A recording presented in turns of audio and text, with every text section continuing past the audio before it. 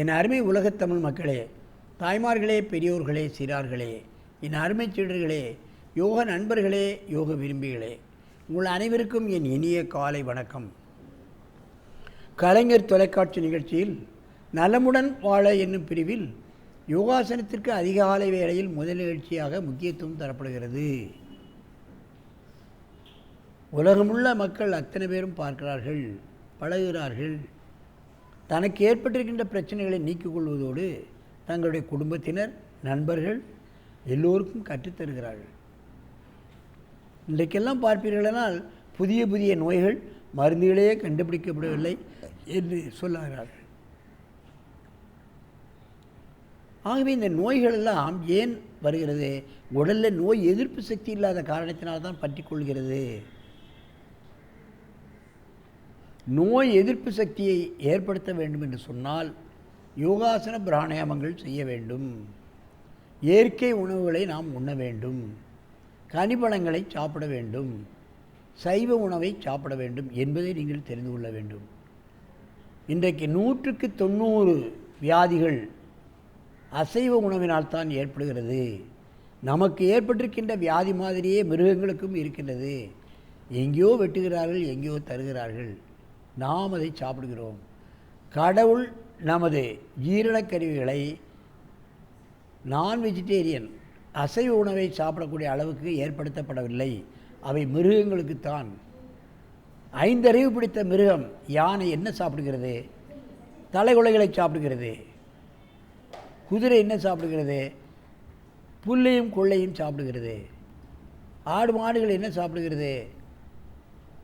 அதுவும் வைக்கல், பருத்தி கொட்டை இதுகளைத்தான் சாப்பிடுகிறது. நான் வெஜிடேரியன் டயட் யானை சாப்பிடுவதில்லை, பலமிகுந்த மிருகம். குதிரை ஹார்ஸ் பவர் என்றே சொல்கிறார்கள். ஆகவே நான் வெஜிடேரியன் சாப்பிட்டால்தான் பலம், மற்ற வெஜிடேரியன் சாப்பிட்டால் பலம் என்பது கிடையாது. நான் வெஜிடேரியன் இன்றைக்கெல்லாம் நான் ஜெயிலில் போய் யோகாசனம் செய்யும் பொழுது அங்கே புள்ளி விவரமே வைத்திருக்கிறார்கள். நான் வெஜிடேரியன் சாப்பிடுகிறது தான் கிரைம் அதிகமாக செய்கிறார்கள். அதிலும் குடியையும் சேர்த்து கொண்டால் ஒரு வீட்டிலே போய் களவாண்டு விட்டு அப்படியே போகணும் இல்லவா? இந்த நான் வெஜிடேரியன் சாப்பிட்டு சாராயம் குடிப்பவர்கள் திருடிவிட்டு அங்கே உள்ள மக்களை கொன்று விட்டு தான் போவார்களாம். இந்த மாதிரியான புள்ளியோர்களெல்லாம் ஜெயிலிலே வைக்கப்பட்டிருக்கிறது.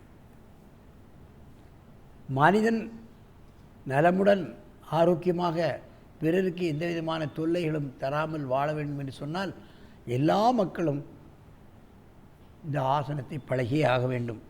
அந்த நிலையில் இன்றைக்கு பெண்ணாடன் ஜெயசக்தி பள்ளியிலிருந்து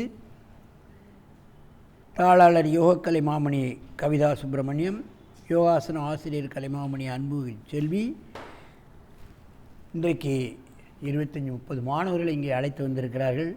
அதிலே ஆதி விவர் 9, விஷ்ணு 10 புஜபீடாசனத்தை செய்ய போகிறார்கள். அபிராம், பிரவீன் சிரசாசனம் செய்ய போகிறார்கள். நீங்கள் பார்க்க வேண்டும். என் அருமை மாணவர்களே, நீங்கள் பத்மாசனத்தை கலைத்துவிட்டு புஜபீடாசனத்தையும் சிரசாசனத்தையும் செய்யுங்கள், பார்க்கலாம்.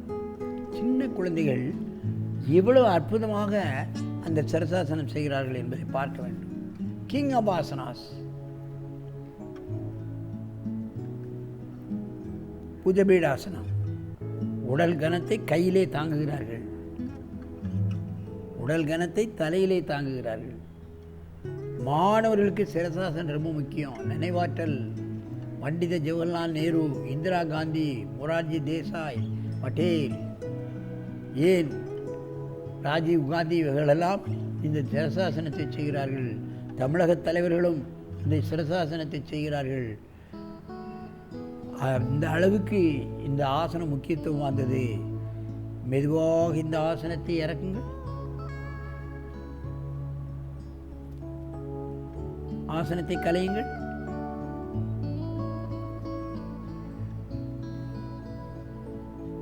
என் அருமை மாணவர்களே, சிரசாசனம் செய்கிறவர்கள் இப்படி திரும்பி செய்யணும்.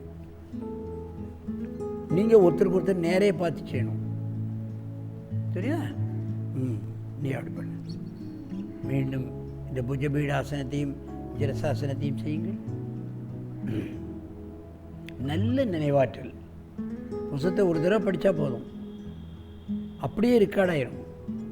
பிட்யூட்டரி பீனியல் கிளாண்ட்ஸ், சிந்தனை சக்தி, நினைவாற்றலை தரக்கூடிய கிளாண்டுகள் மண்டையிலே இருக்கிறது, மூளையிலே இருக்கிறது, அழகாக வேலை செய்யும்.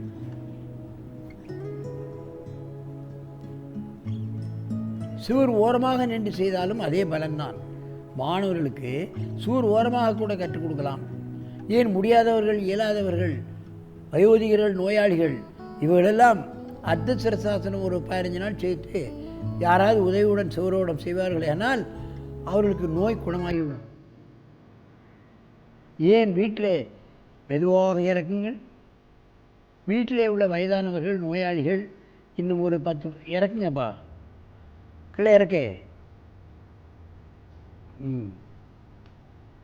நன்றாக மூச்சை இழுத்துக்கொள்ளுங்கள். அப்படியே நேரே திரும்பி பத்மாசனத்தில் உட்காருங்க. நம்ம வீட்டில் ரொம்ப வயதாகி ரொம்ப நாள் எடுத்துக்கிட்டு கிடக்கு, போக மாட்டேங்க, படிக்கையிலே இருக்குது அப்படின்னு சொன்னால் அவங்களெல்லாம் இந்த சிரசாசனம் பண்ண வைக்கணும். நம்ம நாங்களாம் எங்கள் பயிற்சிசாலையில் ஒரு மிஷின் வச்சுருக்கேன். ரொம்ப முடியாதவர்கள், இயலாதவர்கள், சைக்காட்டிக் பேஷண்ட் இவங்களெல்லாம் காலில் துணியை கட்டி அந்த கயிறை, ஒரு மோட்டார் மேலே இருக்குது, கயிறை கட்டி மேலே தூக்கி தலைகளை தூக்கிடுவேன். அந்த மோட்டார் மெதுவாக இவங்களை தலைகளை தூக்கும். ஒரு 15 நாளில் அவர்களுடைய வியாதி 50% குறைஞ்சிரும்.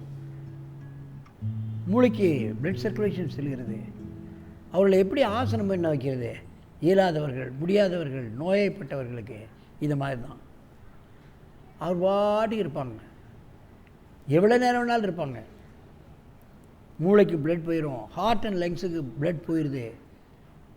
ஆகவே இது போன்ற ஆசனங்களை நாம் சற்று பயிற்சியாளர்களுக்கு சென்று கடுமையான நோயுள்ளவர்கள் பயிற்சி பெற்றால் அதிலிருந்து விடுபடலாம். ஆகவே குழந்தை பருவத்திலிருந்தே இந்த ஆசனங்களை அவர்கள் செய்வார்களேயானால் இன்னும் கல்லூரி பருவத்திலே அதை பார்ட் டைமாக கூட இன்றைக்கி யூனிவர்சிட்டியில் யோகாவை கற்றுத்தருகிறார்கள். அதில் சர்டிஃபிகேட் கோர்ஸ், டிப்ளமா கோர்ஸ் எல்லாம் இருக்கிறது.